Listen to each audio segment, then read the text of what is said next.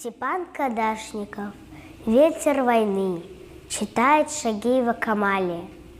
Как было много тех героев, чьи неизвестны имена, навеки и взяла с собою свой край неведомый война. Они сражались беззаветно, патрон последний берегли, их имена приносят ветром, печальным ветром той войны. Порой слышны на поле боя через десятки мирных лет. Прикрой меня, прикрою, Коля, и вспыхнет вдруг ракеты свет. А Коля в этом тихом поле лежит не встанет никогда.